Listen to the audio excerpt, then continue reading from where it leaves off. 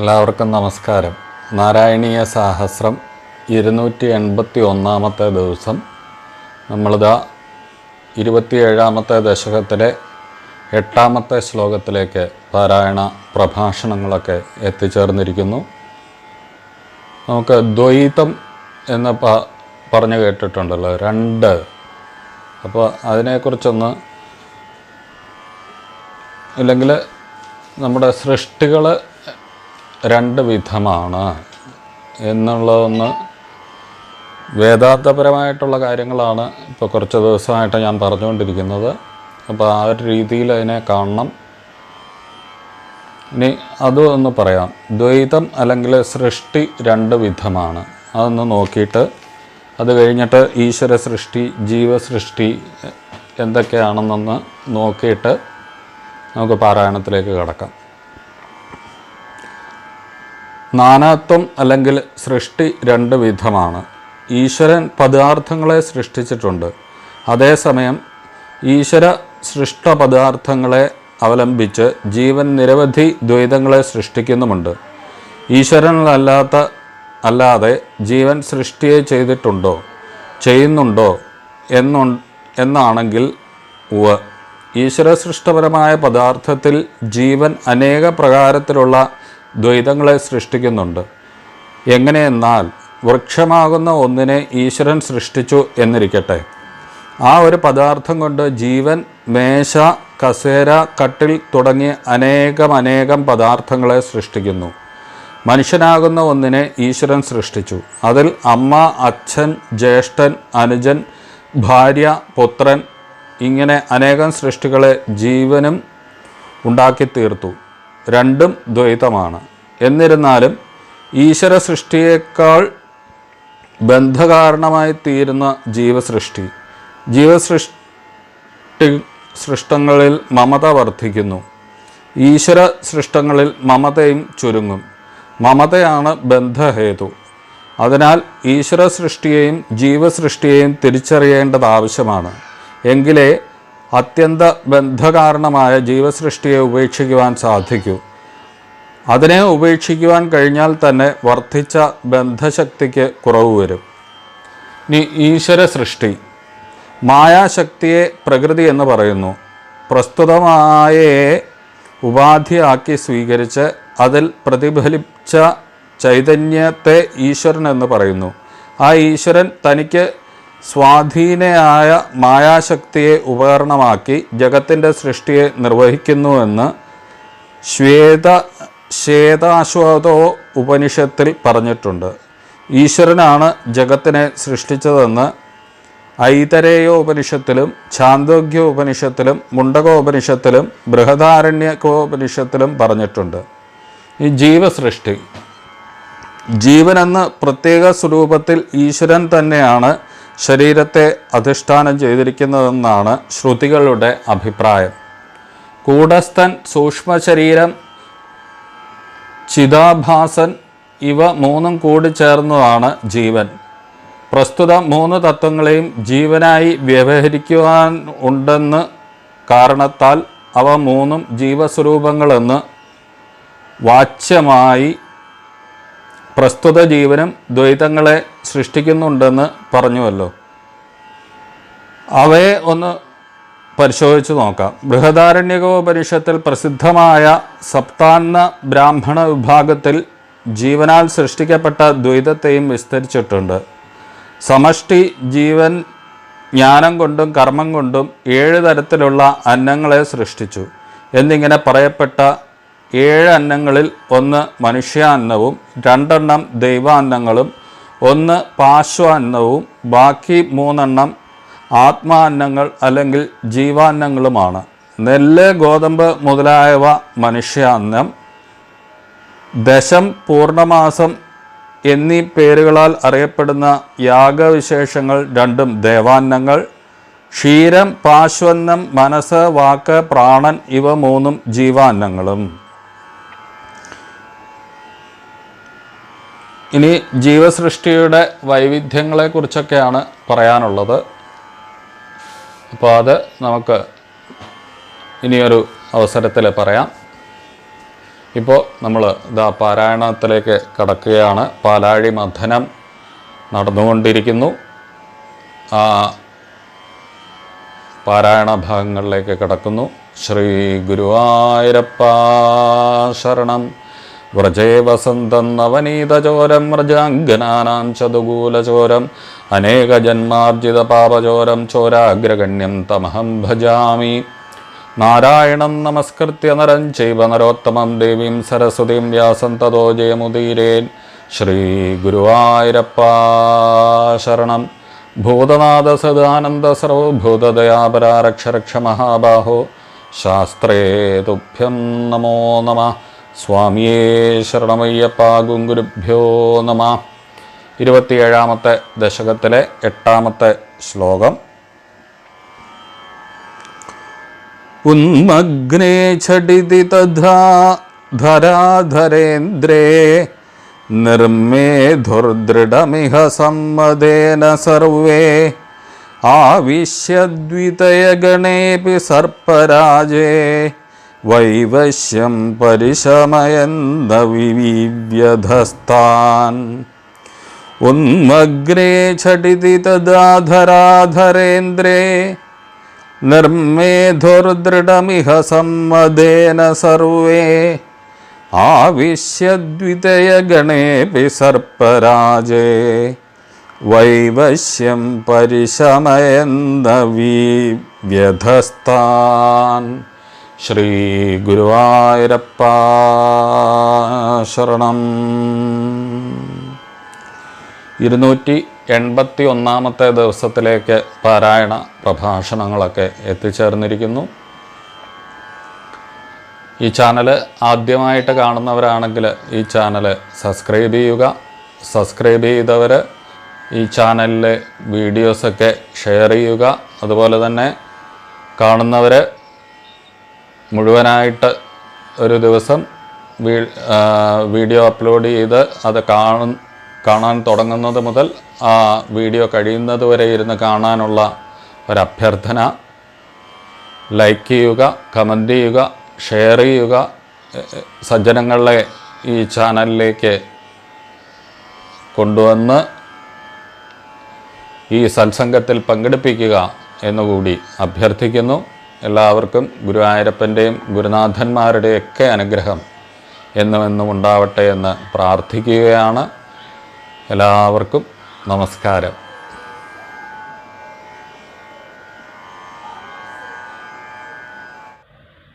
നാരായണ നാരായണ നാരായണ നാരായണ നാരായണ നാരായണ നാരായണ നാരായണ.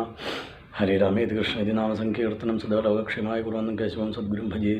സർവമംഗളമംഗല്യേ ശിവേ സർവാർത്ഥസാധികേ ശരണ്യേ ത്രംബകേ ദേവി നാരായണി നമസ്തുതേ. പത്മജാദ്യർച്ചിതം ദേവം പത്മജാ പ്രാണനായകം പത്മനാഭവിരാധീശം പത്മനാഭം നമാമ്യഹം. ശ്രീകൃഷ്ണായ പരമഗുരവേ നമോ നമഃ. ശ്രീകൃഷ്ണാർപ്പണമസ്തു. ശ്രീ ഗുരുവായൂരപ്പ ശരണം. നമസ്കാരം. നാരായണീയ സഹസ്രത്തിൻ്റെ ഇതാ പാലാഴി മഥന രംഗത്തിലേക്കാണ്, അല്ലെങ്കിൽ രംഗത്തിലൂടെയാണ് നമ്മൾ പോയിക്കൊണ്ടിരിക്കുന്നത്.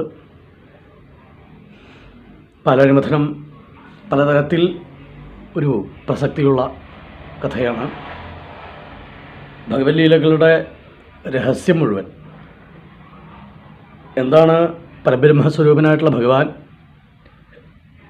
തൻ്റെ സ്വഭാവത്തിലൂടെ, ഗുണഗണങ്ങളിലൂടെ, അവതാരങ്ങളിലൂടെ കാണിക്കുന്നത്, അല്ലെങ്കിൽ ആ കാണിക്കുന്നതിൻ്റെ ഉദ്ദേശം എന്താണ് എന്നുള്ളതാണ് പ്രധാനമായും സൂചിപ്പിക്കപ്പെടുന്നത്. അപ്പോൾ പാലാഴി മഥനം കഥ എന്നുള്ളത് കേവലം ഒരു എന്താ പറയുക, ഒരു എൻ്റർടൈൻമെൻറ്റ് സ്റ്റോറി എന്നുള്ളതിനപ്പുറം നമ്മുടെ മനസ്സിലേക്ക് ചില ആശയങ്ങളോ സന്ദേശങ്ങളോ ഒക്കെ തരുന്നുണ്ട്. ഞാൻ ഒരിക്കൽ പറഞ്ഞു, ബലിയുടെ സ്വഭാവം, ആ മഹാബലിയാവാൻ അദ്ദേഹം എന്താണ് മഹാബലി എന്ന് വിശേഷിപ്പിക്കപ്പെടാൻ കാരണം എന്നുള്ളത് ഞാൻ സൂചിപ്പിച്ചു. അതുപോലെ ഭഗവത് ലീലകളുടെ ഒരു താല്പര്യം, ദേവന്മാർ, അസുരന്മാർ എന്ന വ്യത്യാസം ഭഗവാനില്ല എന്ന് നമ്മൾ ഇന്നലെ പറഞ്ഞു. ഇവിടെ ദേവാസുര വ്യത്യാസമില്ല ഭഗവാൻ എന്നുള്ളതിൻ്റെ ഏറ്റവും വലിയ തെളിവാണ് ഇന്നത്തെ ഭഗവാന്റെ ലീല. ഭാഗവതത്തിൽ ഇതേ സമയത്ത് പറയും, തഥാസുരാൻ ആവിശദാസുരേണ രൂപേണ തേഷാം ബലവീര്യമീരയൻ ഉദ്ദീപയൻ ദേവഗണാംശ്ച വിഷ്ണുർ ദൈവേന നാഗേന്ദ്രമബോധരൂപ. അബോധരൂപനായിട്ടുള്ള ഭഗവാൻ അവിടെ തഥാസുരാൻ ആവിശദാസുരേണ, ദേവന്മാരിലും അസുരന്മാരിലും വാസുകിയിലും ഒരുപോലെ പ്രവേശിച്ച്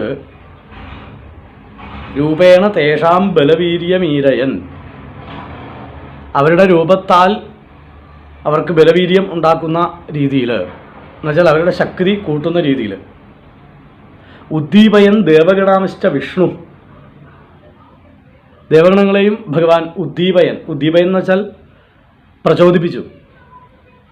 ഇവിടെ ഇപ്പം എന്താ അവസ്ഥ? അതായത്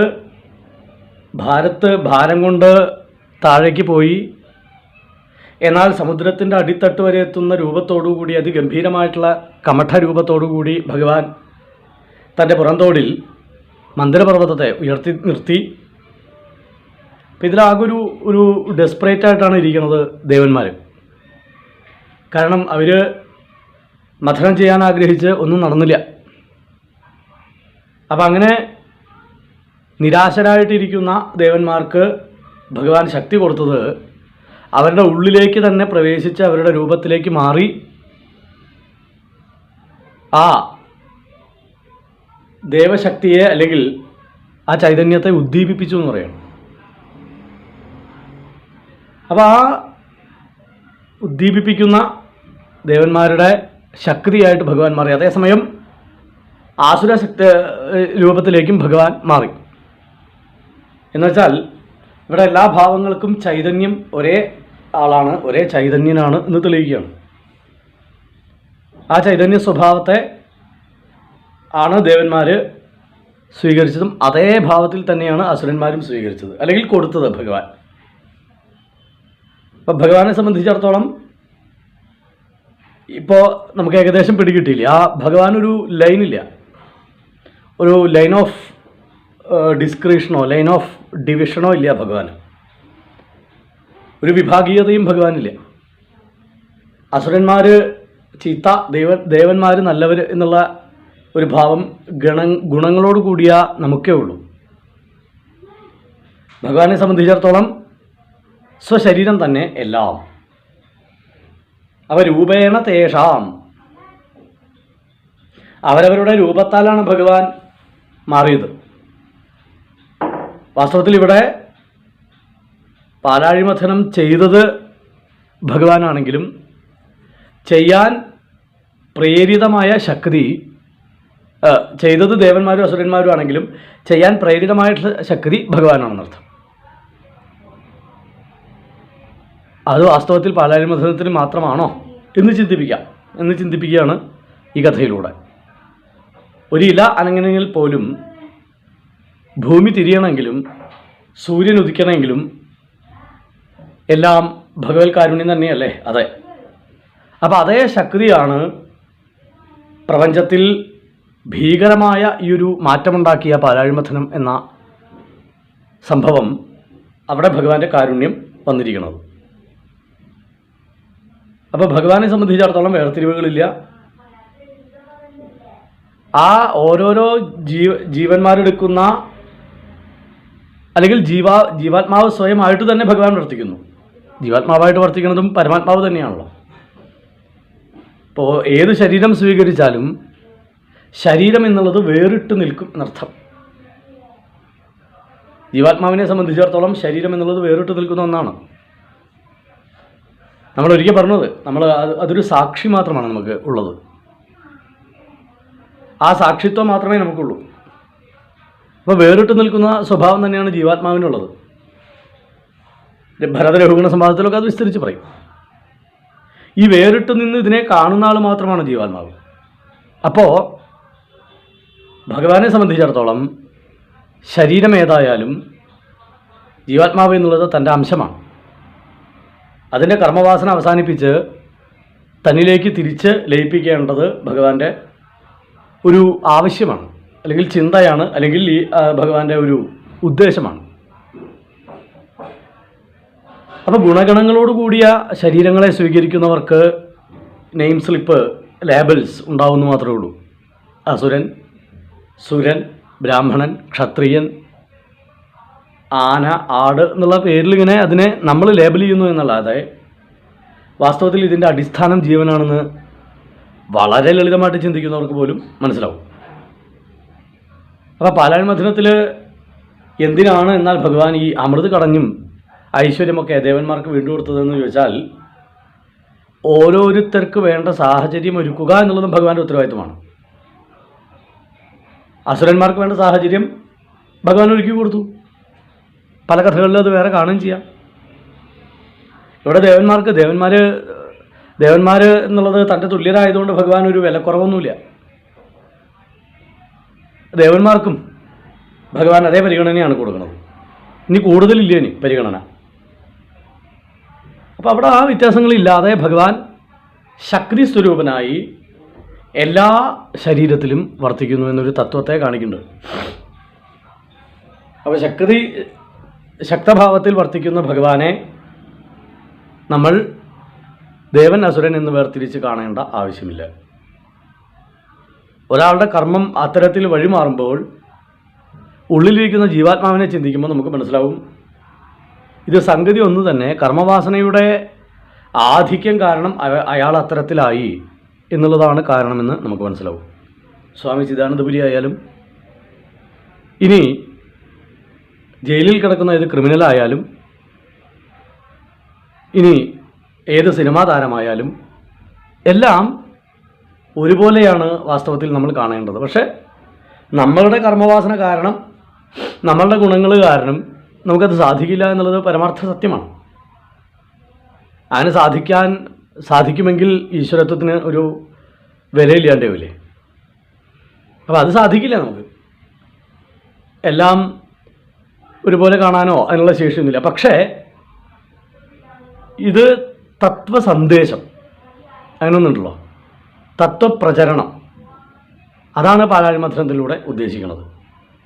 നിങ്ങളോട് ഒരു കാര്യം ഒരു തവണ പറഞ്ഞില്ലെങ്കിൽ അത് റിപ്പീറ്റഡായിട്ടൊരു 100 ടൈംസ്, ഒരു 100 തവണ പറയുമ്പോൾ പുനർവിചിന്തനം എന്നുള്ള സാധനം നമ്മുടെ ഉള്ളിൽ മനുഷ്യനാണെങ്കിൽ ഉണ്ടാവും. ഒന്ന് ചിന്തിച്ചേക്കാം ഇതിലെന്താ പരിപാടി എന്നൊരു ചിന്തയുണ്ടാവും. അതാണ് ഇവിടെ ഉദ്ദേശിക്കുന്നത്. ഒരാശയത്തെ കഥകളിലൂടെ പറഞ്ഞാണല്ലോ വ്യാസഭഗവാൻ ഇതിനെ പ്രചരിപ്പിക്കുന്നത്, തത്വബോധത്തെ. അപ്പോൾ തത്വബോധ പ്രചരണത്തിന് വേണ്ടി ഉള്ള ഒരു കഥ തന്നെയാണ് പാലാഴി മഥനവും. ആത്മതത്വം എന്നുള്ളത് എത്ര സരളമായി കഥാരൂപത്തിൽ അവതരിപ്പിക്കാമോ അത്രയും സ്വീകാര്യതയുണ്ട് അതിന്. ആ സ്വീകാര്യതയാണ് വ്യാസഭഗവാൻ ഇവിടെ വരച്ചു കാണിക്കുന്നത്, അല്ലെങ്കിൽ അനുഭവപ്പെടുത്തുന്നത് നമുക്ക്. അപ്പോൾ തത്വബോധത്തെ മനസ്സിലാക്കി തരാൻ ഉതകുന്ന രീതിയിലാണ് പാലാഴി മഥനത്തിൽ ഈ ശ്ലോകത്തിൽ പ്രത്യേകിച്ചും ഭട്ടതിരിപ്പാടും കാണിച്ചു തന്നിരിക്കുന്നത്. കാരണം നമുക്കേ ഉള്ളൂ വിവേചനം, നമുക്കേ ഉള്ളൂ ചീത്ത, നമുക്കേ ഉള്ളൂ നന്മ, നമുക്കേ ഉള്ളൂ അത്തരത്തിലുള്ള ചിന്താഗതി. അബോധരൂപ എന്ന് വ്യാസഭഗവാൻ പറഞ്ഞത് ഭട്ടതിരിപ്പാട് വേറെ തരത്തിൽ ഇവിടെ പറയുന്നുണ്ട്. വാസ്തവത്തിൽ ഭഗവാനെ സംബന്ധിച്ചിടത്തോളം ഭഗവാന്റെ സ്വഭാവം എന്താ? സ്വഭാവമില്ലാത്തവനാണെങ്കിൽ കൂടി ഭഗവാൻ സ്വയം എനർജി, അതായത് ഇലക്ട്രിസിറ്റി എന്നുള്ളത് ഉൽപ്പാദിപ്പിക്കപ്പെടുന്നതാണെങ്കിലും ഇലക്ട്രിസിറ്റിക്ക് അറിയില്ല താനൊരു ശക്തിയാണ് എന്നുള്ളത്. അതിനൊരു ഭാവമൊന്നുമില്ല. അതൊരു വയറിലൂടെ പാസ് ചെയ്ത് ബൾബിലോ ഫാനിലോ മറ്റോ എത്തുമ്പോൾ അത് എനർജൈസർ ആവുന്നത് പോലെയാണ്. അത് ഇലക്ട്രിസിറ്റി എന്ന പ്രതിഭാസത്തിന് സ്വയം അറിഞ്ഞോളന്നില്ല. അപ്പോൾ ആ ഭാവമാണ് നിർഗുണനായിട്ടുള്ള ഭഗവാൻ. ഭഗവാന്റെ സ്വഭാവം എനർജിയാണ്, എനർജി ഗിവിങ് ആണ്. അപ്പോൾ ആ സ്വഭാവത്തിൽ ഭഗവാൻ ഒരു വസ്തുതയിലേക്ക് പ്രവേശിക്കുമ്പോൾ ആ വസ്തുത സ്വയം ജീവസുറ്റതാകുന്നത് ഭഗവാന്റെ സ്വഭാവം കാരണമാണ്. അപ്പോൾ ഊർജദായകം ആണ് ചൈതന്യം. അതുകൊണ്ടാണല്ലോ അതിനെ ചൈതന്യം എന്ന് വിളിക്കുന്നത്. എന്താ ഒരു ചൈതന്യം ഇല്ലാണ്ടിരിക്കുന്നത് എന്നല്ലേ ചോദിക്കാറ്. അപ്പോൾ ഊർജദായകത്വം എന്നുള്ളതാണ് ചൈതന്യൻ്റെ സ്വഭാവം. അത് ആലോചിച്ച് നോക്കൂ. സൂര്യഭഗവാന്റെ ഒരു ഉദാഹരണമാണ്. പരസ്വഭാവ കർമാണി ന പ്രശംസയെന്ന ഗരിഹയേൽ ഏകാത്മകം പശ്യൻ ലോകേ ചരതി സൂര്യവൽ എന്നവിടെ ഉപദേശിക്കുന്നുണ്ട് ഭഗവാൻ ഉദ്ധവന്. സൂര്യനെ പോലെ ലോകത്തിൽ സഞ്ചരിക്കുന്നവരാണ് ആദ്യന്തവദസജ്ഞാത്വ നിസ്സംഗ. ആദ്യന്തങ്ങളെല്ലാം അസത്തുക്കളാണെന്നും അല്ലെങ്കിൽ ആദിയും അവസാനവും ഉള്ളതെല്ലാം അസത്തുക്കളാണെന്നും അത് മനസ്സിലാക്കി നിസ്സംഗനായിട്ട് ഇവിടെ സഞ്ചരിക്കുന്നവനാണ്. അതും എങ്ങനെ സഞ്ചരിക്കുന്നവൻ? സൂര്യനെ പോലെ സഞ്ചരിക്കുന്നവനാണ് സജ്ജനം, ജ്ഞാനി. പരമജ്ഞാനത്തിൻ്റെ ഭാവമാണത്. ആദിമധ്യാന്തങ്ങൾ മുഴുവൻ സത്തല്ലാത്തതാണെന്നും അത് അവസാനിക്കുന്നതാണെന്നും അത് മനസ്സിലാക്കി ഇവിടെ ഒന്നിനെയും നമ്മൾ സംഘം പ്രാപിക്കേണ്ടതില്ല എന്ന ബോധത്തോടെ ജീവിക്കുന്നവരാണ്, വിചരിക്കുന്നവനാണ് ജ്ഞാനി അല്ലെങ്കിൽ സജ്ജനം. അപ്പോൾ ഇവിടെ ആദി മധ്യാന്തങ്ങൾ സൃഷ്ടിക്കപ്പെട്ടതാണെന്നുള്ള ബോധ്യമുണ്ടാകുമ്പോഴാണ് ചൈതന്യൻ്റെ വില നമുക്ക് മനസ്സിലാവുന്നത്. ഒരു വീട് വയ്ക്കാൻ ഉദ്ദേശിക്കുന്നു. ആർക്കിടെക്റ്റിനെ കാണുന്നു, കോൺട്രാക്ടറെ കാണുന്നു, എല്ലാം ചെയ്യുന്നു. സ്ഥലം ഉണ്ട്.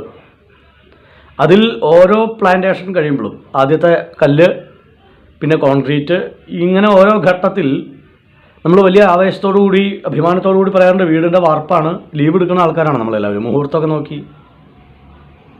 ഇതിൽ ഓരോ ഘട്ടത്തിലും നമ്മൾ ചിന്തിക്കണം, ഈ ആദിമധ്യാന്തങ്ങൾ നമ്മളാൽ സൃഷ്ടിക്കപ്പെട്ടതാണ് എന്നുള്ളത് കൊണ്ട് ഈ വീടിൻ്റെ ആയുസ് എന്ന് പറയുന്നത് ഒരു പ്രളയമോ ഒരു കൊടുങ്കാറ്റോ വന്നാൽ അവസാനിക്കും. ഇത് ഈ ബോധ്യത്തോടു കൂടി വീട് പണിയാൻ എല്ലാവരും തയ്യാറാവണം. അപ്പോൾ നമുക്ക് ആ ബോധ്യമില്ലാത്തതുകൊണ്ടാണ് വീട് നഷ്ടപ്പെടുമ്പോൾ വല്ലാത്തൊരു വിഷമമുണ്ടാവുന്നത്. ഇത് ഞാൻ സൃഷ്ടിക്കണതല്ല. ആദിമധ്യാന്തങ്ങൾ എന്നുള്ളതടക്കം അസത്തായ വസ്തുക്കളെ എല്ലാം ഭഗവത് ചൈതന്യം തന്നെ സൃഷ്ടിക്കുന്നതാണ്. ഭഗവാൻ എന്ന പ്രതിഭാസം, ഈശ്വരത്വം, ശക്തൻ സൃഷ്ടിക്കുന്നതാണ്. അപ്പോൾ ആ ശക്തിക്ക് മുമ്പിൽ നമ്മളൊന്നുമല്ല. അതാണ് നമുക്ക് പലപ്പോഴും തോന്നാറുള്ളത്, ഇത്ര 5 കൊല്ലം ഇത്ര നശിപ്പിക്കപ്പെട്ട രീതിയിൽ ഭരിച്ചിട്ടും ഇവൻ എന്താ വീണ്ടും ഭരണാധികാരി ആയതെന്ന് ചോദിക്കാറുണ്ട്. അതാണ് ഭഗവാൻ ആ വ്യത്യാസമില്ല എന്നുള്ളതിൻ്റെ ഏറ്റവും വലിയ തെളിവ്. ഭഗവാനെ സംബന്ധിച്ചിടത്തോളം ഓരോ ജീവാത്മാവിൻ്റെ കർമ്മവാസനയും അവസാനിച്ച് തന്നിലേക്ക് റിട്രീറ്റ്, തിരിച്ചെത്തേണ്ട ചുമതല അല്ലെങ്കിൽ ഉദ്ദേശം അത് ഭഗവാനുണ്ട്. ഭഗവാൻ അങ്ങനെ ഉദ്ദേശമുള്ള ആളല്ല, ഗുണം ഉള്ള ആളല്ല. പക്ഷേ ബാധ്യബാധകതാം ഗത എന്ന് പറയുന്നത് പോലെ ബാധ്യബാധക ഭാവം ഭഗവാന് അവിടെ വരികയാണ്, ഗുണം എന്നതുകൊണ്ട്. അപ്പോൾ നേരത്തെ പറഞ്ഞതുപോലെ ഈ ചൈതന്യം എന്നുള്ളത് ചൈതന്യം സ്വയം അറിഞ്ഞുകൊണ്ടല്ല. ഇലക്ട്രിസിറ്റി പോലെ സ്വിച്ച് ഓഫ് ചെയ്താൽ ഓഫാകുന്നു, ഇലക്ട്രിസിറ്റി തിരിച്ച് പാസ് ചെയ്യുന്നു സ്വിച്ചിലേക്ക്.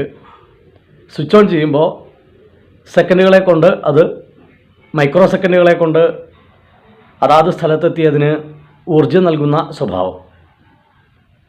ഇത് ഇലക്ട്രിസിറ്റിക്ക് അവകാശപ്പെടാനൊന്നും പറ്റില്ല. ഇലക്ട്രിസിറ്റി ഉപയോഗിക്കുന്ന ആൾ നമ്മൾ ബില്ല് കൊടുക്കാറുണ്ട്. ഇത് ആർക്കാണ് ബില്ല് കൊടുക്കുന്നത്? ഏറ്റവും വലിയ കോമഡിയാണ്. ഇലക്ട്രിസിറ്റിക്ക് നേരിട്ട് ബില്ല് കൊടുക്കുകയാണോ? ഇലക്ട്രിസിറ്റി ബോർഡിനാണ് ബില്ല് കൊടുക്കുന്നത്. അതും മനുഷ്യനാണ്. അയാൾ ഉപയോഗിക്കുന്ന കമ്പ്യൂട്ടറിൽ ബില്ലടിക്കുന്ന കമ്പ്യൂട്ടർ ഇലക്ട്രിസിറ്റി കാരണം വർക്ക് ചെയ്യണതാണ്. അതാണ് ഞാൻ ഇലക്ട്രിസിറ്റി ആയിട്ട് ആദ്യം ഉപമിക്കാൻ കാരണം. ഈ ചൈതന്യത്തിനെ, ഇലക്ട്രിസിറ്റിക്ക് സ്വയം ക്ലെയിമൊന്നുമില്ല, അതിന് സ്റ്റേക്ക് ഉണ്ടെങ്കിലും ക്ലെയിമില്ല. പക്ഷേ അതില്ലെങ്കിൽ കാര്യങ്ങളുമില്ല. ചൈതന്യൻ ഗുണമില്ലാത്തവനായതുകൊണ്ട് ചൈതന്യന് ഈ വക ഒരു ക്ലെയിമുമില്ല. അദ്ദേഹത്തിന് ശരീരം ഏതാണോ കിട്ടുന്നത് ആ ശരീരത്തിലേക്ക് പ്രവേശിക്കുക എന്നും താൻ മുൻപ് ചെയ്ത കർമ്മങ്ങൾക്കനുസരിച്ച് ആ ശരീരത്തിൽ നിന്ന് പ്രവർത്തിക്കുക എന്നുമുള്ള ഒരു പ്രവർത്തന ശൈലി മാത്രമേ ചൈതന്യനുള്ളൂ. അപ്പോൾ അത്തരത്തിൽ ഈശ്വര ചൈതന്യ സ്വഭാവം നമ്മളെ എല്ലാവരും ഉണ്ടെങ്കിൽ who is to be hated, who is to be more loud, ഇതൊക്കെ നമ്മൾ ചിന്തിക്കേണ്ടതാണ്. അപ്പം നമ്മൾ അങ്ങനെ ചിന്തിക്കേണ്ട ഒരു ഘട്ടം എത്തുമ്പോൾ അങ്ങനെ ചിന്തിക്കുക. അതിനാണ് ഈ കഥകളൊക്കെ പറഞ്ഞ് നമ്മളെ പ്രചോദിപ്പിക്കുന്നത്. നിങ്ങളിതിങ്ങനെ വായിച്ച് നിങ്ങളുടെ കർമ്മവാസന അവിടേക്ക് ഉയരും. ഇപ്പോൾ തൽക്കാലം ഒരു ഓർഡിനറി ലെവലിലാണ് ഇരിക്കുന്നത്, കഥ ഇങ്ങനെ കേൾക്കാനിരിക്കണു എന്നല്ലാതെ ഇങ്ങനെ ലോകത്തിനെ കാണാനൊന്നും നമുക്ക് സാധിക്കുന്നില്ല. അപ്പോൾ ആ സാധിക്കുന്ന അവസ്ഥയിലേക്ക് എത്തും കുറെ കഴിഞ്ഞാൽ. ഈ കഥകൾ കുറെ കേട്ട് എത്തുമ്പോൾ അവിടേക്ക് എത്തും. അപ്പോൾ എത്തിക്കഴിയുമ്പോൾ ചിന്തിക്കാറാവും നമുക്ക്. അതിന് പാകത്തിനാണ് കഥകളെ വർണ്ണിച്ചിരിക്കുന്നത്. അത് പാലാഴിമഥനമായാലും കൊള്ളാം, വാമനാവതാരമായാലും കൊള്ളാം, ഏത് കഥകളായാലും കൊള്ളാം. ഭഗവാൻ പ്രത്യക്ഷപ്പെട്ട് നേരിട്ട് വന്ന അവതാരമാണ് കൃഷ്ണാവതാരം. കൃഷ്ണാവതാരം മുഴുവൻ പറയുന്നത് 70ഓളം അല്ലെങ്കിൽ 60ഓളം ദശകങ്ങളില്ലേ കൃഷ്ണാവതാരം ഭട്ടതിരിപ്പാട് ഉപയോഗിച്ചിരിക്കണം. ഇത്രയും ദശകങ്ങൾ വിസ്തരിച്ച് അദ്ദേഹം പറയണത് പരബ്രഹ്മസ്വരൂപൻ്റെ നേരിട്ടുള്ള ഭാവമാണ്. ഭഗവാനെ സംബന്ധിച്ചിടത്തോളം ശിശുപാലൻ അസഭ്യം പറയുമ്പോഴും, സുദാമാവ് കെട്ടിപ്പിടിക്കുമ്പോഴും, ഉദ്ധവൻ നമസ്കരിക്കുമ്പോഴും, ജരാസന്ധൻ എതിരിടുമ്പോഴും എല്ലാം ഒരേ ഭാവമാണ് ഭഗവാൻ. അതിന് കാരണം അതാണ് ഭഗവാൻ തൻ്റെ ആ സ്വഭാവം തെളിയിക്കാനാണ് തൻ്റെ സ്വതയുള്ള രൂപത്തിൽ തന്നെ ഇറങ്ങി വന്നത്. കൃഷ്ണസ്തു ഭഗവാൻ സ്വയം എന്ന് പറയുന്ന അവസ്ഥയിലേക്ക്. ചൈതന്യന് അത്തരത്തിലുള്ള വേർതിരിവുകളില്ല. 60 കൊല്ലം മുമ്പത്തെ ഫാനായാലും 60 കൊല്ലം മുമ്പത്തെ സ്വിച്ചാണെങ്കിലും അത് കേടൊന്നുമില്ലാത്തതാണെങ്കിൽ, ഇലക്ട്രിസിറ്റി പോകാൻ പാകത്തിന് ശേഷിയുള്ളതാണെങ്കിൽ ഇലക്ട്രിസിറ്റിക്ക് ഒരു വിരോധമില്ല. കാരണവരെ ഞാൻ പ്രവർത്തിപ്പിക്കില്ല എന്നൊന്നും ഇലക്ട്രിസിറ്റി പറയാറില്ല. കട്ട ശബ്ദത്തിലായാലും ആ ഫാൻ ചിലപ്പോൾ കറങ്ങിയെന്ന് വരും. ഇത് തന്നെയാണ് ഈശ്വരൻ്റെ ആ ഒരു ഭാവം. ജീവാത്മാവ് ആയിട്ട് വർത്തിക്കുന്ന ചൈതന്യൻ ഏത് ശരീരത്തിലേക്കും പ്രവഹിക്കും, ഏത് ശരീരത്തെയും പ്രചോദിപ്പിക്കും. പാലാഴിമഥനം വായിക്കുമ്പോൾ നമുക്ക് നദത്തോ ഓരീണ ആദ്യ എന്ന് പറയുന്നുണ്ട്. ശ്ലോകം മുഴുവൻ തോന്നുന്നില്ല. ശത്രുക്കളായാൽ പോലും ഭഗവാനെ സംബന്ധിച്ചിടത്തോളം ശത്രുതയില്ല. പരീക്ഷിത്ത് പറഞ്ഞ ചോദിക്കുന്നുണ്ട്, എന്തിനാണ് ഇങ്ങനെ വിഭാഗീയത ഭഗവാൻ കാണിക്കണതെന്ന് അദ്ദേഹം ചോദിച്ചത്. അസുരന്മാർക്ക് കഷ്ടകാലവും ദേവന്മാർക്ക് നല്ല കാലമല്ലേ പാലാഴിമഥനത്തിലുണ്ടായത്? വാസ്തവത്തിൽ രണ്ടുപേരും ഒരുപോലെ പണിയെടുത്തിട്ടുള്ളൂ, അല്ലെങ്കിൽ രണ്ടുപേരും പണിയെടുത്തിട്ടില്ല. അപ്പോൾ അവിടെ പരീക്ഷത്തിനെ പോലെയുള്ള ഗുണങ്ങളോട് കൂടിയ ശരീരത്തിലിരിക്കുന്ന ജീവാത്മാവിനെ ആ ചോദ്യം ചോദിച്ചേ പറ്റൂ. എന്നാൽ ഭഗവാനെ സംബന്ധിച്ചിടത്തോളം ഭഗവാന് ദേവാസുര വ്യത്യാസമില്ല. പിന്നെ അവിടെ ഒരു കാരണം പറഞ്ഞത് ഞാൻ എപ്പോഴും പറയാറുള്ള ഹരിസ്മൃതി സർവ്വ വിപദ് വിമോക്ഷണം എന്നാണ് അതിൻ്റെ ഉത്തരമായിട്ട് ശ്രീ ശുകാചാര്യൻ പറയണത്. ഭഗവാനെ സംബന്ധിച്ചിടത്തോളം അത്തരം വിശേഷണങ്ങളോ വിശേഷ്യങ്ങളോ ഒന്നുമില്ല, വേർതിരിവോ ഒന്നുമില്ല. അപ്പോൾ ഇവിടെ ഈ ശ്ലോകത്തിലും നമ്മുടെ വൈവശ്യം തീർക്കാൻ 4 കിലോമീറ്റർ വെയിലത്ത് നടന്ന് ഒരു കരിക്ക് വെള്ളം നമുക്ക് അമൃതമായിട്ട് തോന്നുന്നു. വേണ്ട, ഒരു ഗ്ലാസ് പച്ചവെള്ളം, തണുത്ത വെള്ളം നമുക്ക് അമൃതമായിട്ടാണ് തോന്നാറുള്ളത് വെയിലത്ത് ഇങ്ങനെ നടന്ന് കയറി വരുമ്പോൾ. കാരണം അത് ശരീരത്തിനെ തണുപ്പിക്കുന്നു, അത് പ്രകാരം മനസ്സിനെയും തണുപ്പിക്കുന്നു. ഇതുപോലൊരു അമൃതഭാവമാണ് ഭഗവാൻ. തളർന്നുകൊണ്ടിരിക്കുന്ന ദേവാസുരന്മാർ, അവർ രണ്ടുപേരും വിചാരിച്ചിട്ടും ഈ മന്ദിരപർവ്വതത്തിനൊരു കുലുക്കമില്ല. അപ്പം അവരുടെ ഉള്ളിലേക്ക് ശക്തനായിട്ട് അബോധരൂപ എന്നുവെച്ചാൽ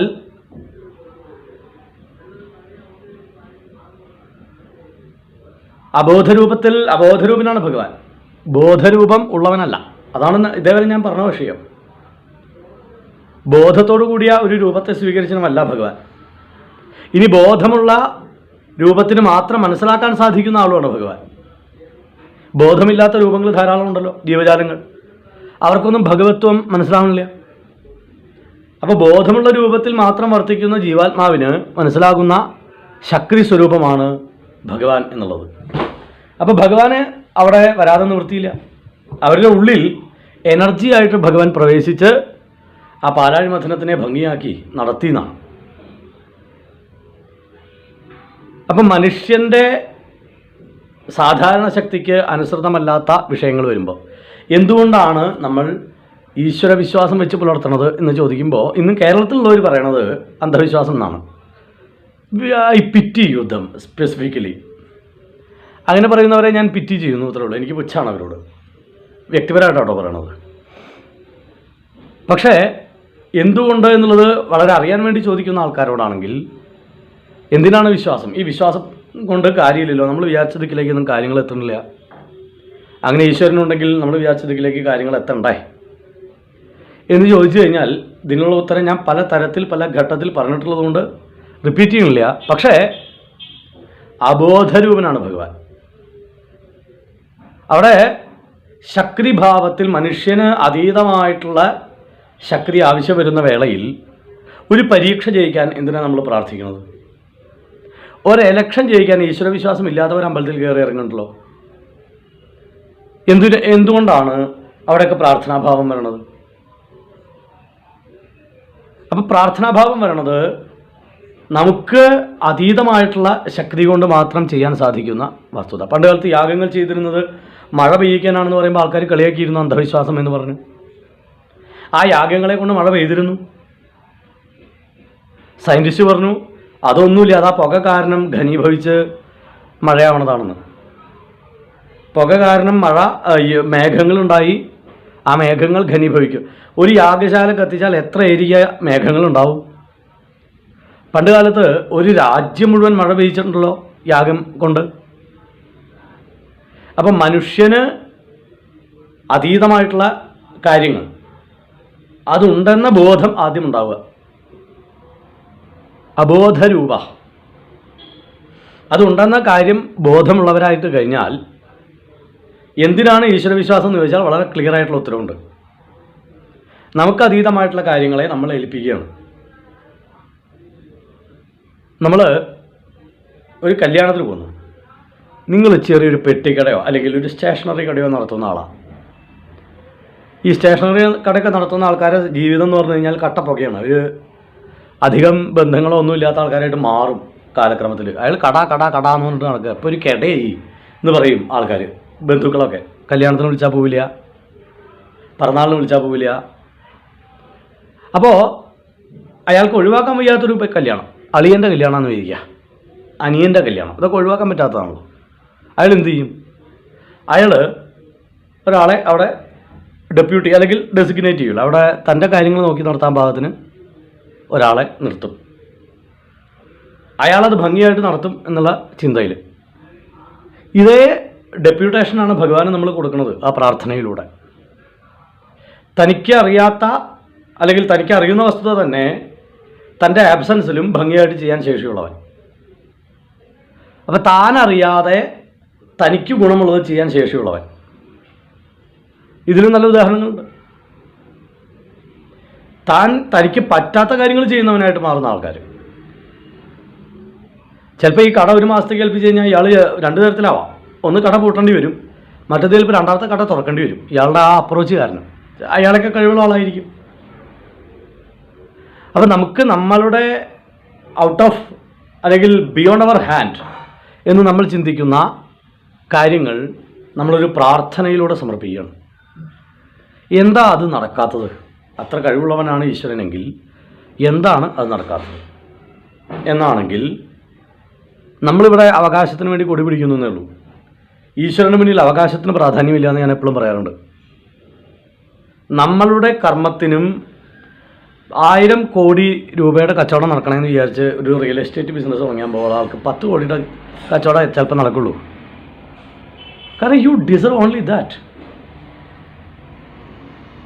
അപ്പം എന്ത് വിഷയത്തിലായാലും അർഹതയുള്ള രീതിയിലെ ഈശ്വരൻ നമ്മളെ സഹായിക്കുള്ളൂ.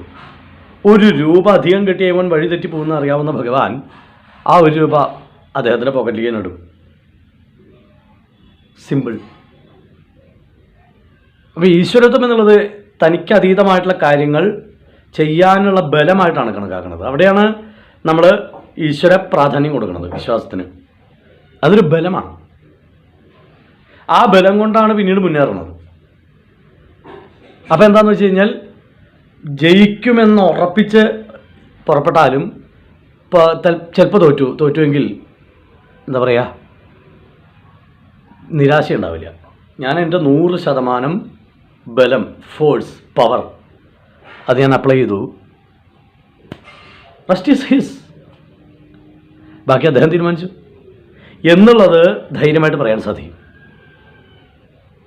അതാണ് നമ്മൾ പാലാഴിമഥനം പോലെയുള്ള കഥകൾ, ഇപ്പോൾ ഈ ഘട്ടം പ്രത്യേകിച്ച് ഇന്നത്തെ ശ്ലോകം അവർക്ക് സാധ്യമായ വസ്തുതയായിരുന്നില്ല. അവർ ആദ്യം എന്താ വിചാരിച്ചത്, ഇത് നമ്മളെ കൊണ്ട് ഈസിയായിട്ട് ചെയ്യാമെന്ന്. ദേവന്മാരും വിചാരിച്ചു, അസുരന്മാരും വിചാരിച്ചു.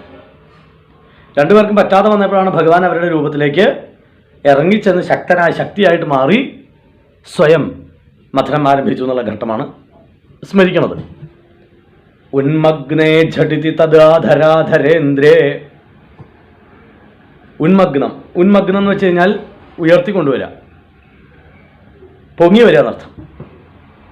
ആ പൊങ്ങി വരുന്ന ഉന്മഗ്നേ ഝടിതി, പെട്ടെന്ന് തന്നെ പൊന്തി വന്ന ധരാധരേന്ദ്രേ, നേരത്തെ ക്ഷിതിധരൻ എന്ന് വിശേഷിപ്പിച്ചു. ഈ ധരാധരനും രാജാവിൻ്റെയും പര്യായമാണ്, പർവ്വതത്തിൻ്റെയും പര്യായമാണ്. അപ്പോൾ ധരാധരേന്ദ്രേ, ആ പർവ്വത ശ്രേഷ്ഠൻ, ആ ഭീകരമായ ആ പർവ്വതം പെട്ടെന്ന് തന്നെ പൊന്തി വന്ന സമയത്ത് ഉന്മഗ്നം, നിമഗ്നം എന്ന് വെച്ചാൽ മുങ്ങിപ്പോവുക, ഉന്മഗ്നം എന്ന് വെച്ചാൽ പൊന്തി വരിക. നിർമേധുർദൃഢമിഹ സമ്മതേന സർവേ, ഇത് കണ്ട സമയത്ത് സർവേ നിർമേധു ദൃഢമിഹ, വളരെ ഉറപ്പോടുകൂടി വളരെ സന്തോഷത്തോടെ, സമ്മതേന, വളരെ സന്തോഷമുണ്ടായി എല്ലാവർക്കും. സർവേ എന്നുള്ള പ്രയോഗം പ്രത്യേകം ശ്രദ്ധിക്കണം. അവിടെ അസുരന്മാർക്കും സന്തോഷമുണ്ടായി എന്നുള്ളത് നമ്മൾ കണക്കാക്കണം. അപ്പോൾ ആ വൈരാഗ്യ ബുദ്ധി തൽക്കാലം അവർക്ക് ഉണ്ടായിരുന്നില്ല എന്നർത്ഥം. ആ ദേവാസുരന്മാർ മുഴുവൻ സന്തോഷത്തോടെ ഇതാ ഒരു കർമ്മം ചെയ്യാൻ സാധിച്ചുല്ലോ എന്നുള്ള ഒരു സന്തോഷത്തോടെ, ഏറ്റവും സന്തോഷത്തോടെയാണ് അവർ ദൃഢമായി അത് ചെയ്തത്.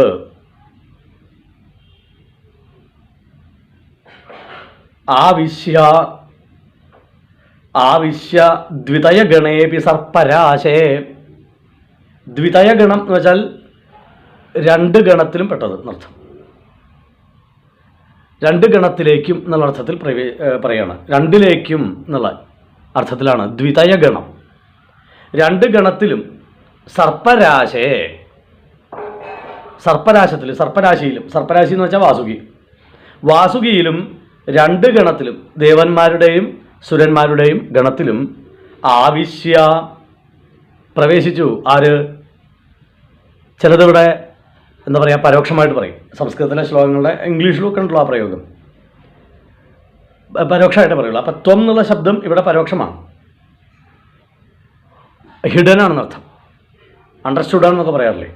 അപ്പോൾ ഈ ആവിശ്യ ദ്വിതയഗണേപി സർപ്പരാശേ, രണ്ട് ഗണത്തിലേക്കും സർപ്പത്തിലേക്കും ഭഗവാൻ എന്ത് ചെയ്തു? ആവേശിച്ചു. എങ്ങനെ? ശക്തിയായിട്ട് ആവേശിച്ചു. വൈവശ്യം പരിശമയൻ അവീവൃധസ്ത്വം അവീവൃധസ്താൻ. വൈവശ്യം പരിശമയൻ,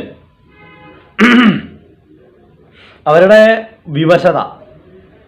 അപ്പോൾ എന്താ അവരുടെ വിവശത ഉണ്ടായിരുന്നത്? അവരുടെ വിവശത ഉണ്ടായിരുന്നത് നിരാശയായിരുന്നു. ഞാൻ തുടക്കത്തിൽ പറഞ്ഞത്, ഈ കർമ്മങ്ങളൊന്നും ശരിയാവില്ല എന്ന നിരാശ. ഒപ്പം ഇവരുടെ ശരീരത്തിന് അതിനുള്ള ബലമില്ല എന്ന തോന്നൽ, അതാണ് വൈവശ്യം. ആ വൈവശ്യം വന്നപ്പോൾ പരിശമയൻ, ആ വൈവശ്യത്തെ പരിശമിപ്പിച്ചു, വേണ്ട വിധത്തിൽ ശമിപ്പിച്ചു. ഒപ്പം അവീവൃധസ്ഥാൻ, അവരെ അവീവൃധ എന്ന് വെച്ചാൽ ഉത്സാഹവും ക്ഷീണവും ഒക്കെ മാറി ശക്തിയെ വർദ്ധിപ്പിച്ചു എന്ന് പറയണം. ശക്തിയും ഉത്സാഹവും വർദ്ധിപ്പിച്ചു. അതാണ് വൈവശ്യം പരിശമയൻ. ശക്തിയും ഉത്സാഹവും കുറയുമ്പോഴാണ് വൈവശ്യം ഉണ്ടാവുന്നത്. ശക്തി കുറഞ്ഞാൽ ഉത്സാഹം കുറയും. അപ്പോൾ ശക്തി കുറഞ്ഞാലും ഉത്സാഹം കൂടുക, അങ്ങനെയുള്ള അവസ്ഥയുണ്ട്. അപ്പോൾ ചിലർക്ക് ശക്തി കുറഞ്ഞാൽ ഉത്സാഹം കൂടും, കാരണം കൂടുതൽ ശക്തി നേടാൻ. ഇവിടെ രണ്ടും ക്ഷയിച്ചു. ശക്തിയും ഉത്സാഹവും ദേവന്മാരുടെയും അസുരന്മാരുടെയും ക്ഷയിച്ച സമയത്ത് അവീവൃധസ്ഥാൻ, അവരെ ഏറ്റവും അതുള്ളവരാക്കി വർദ്ധിപ്പിച്ചു ഭഗവാൻ. ഏത്? ഈ ഉത്സാഹവും ശക്തിയും അവിടുന്ന് വർദ്ധിപ്പിച്ചു. വർദ്ധിപ്പിക്കുക എന്ന് ചോദിച്ചാൽ അതെങ്ങനെയാണത്? ആവിശ്യ, അവിടുന്ന് അവരിലേക്ക് ആവേശിച്ചു. അല്ല, സ്വതവേ അവർ സ്വതവേ ഇരിക്കുന്നില്ലേ? ജീവാത്മാവായിട്ട് ഭഗവാൻ അതിലില്ലേ എന്നാണ് ഇപ്പോൾ നമ്മൾ ചിന്തിക്കുക. സ്വതവേ തന്നെ ഇല്ലേ?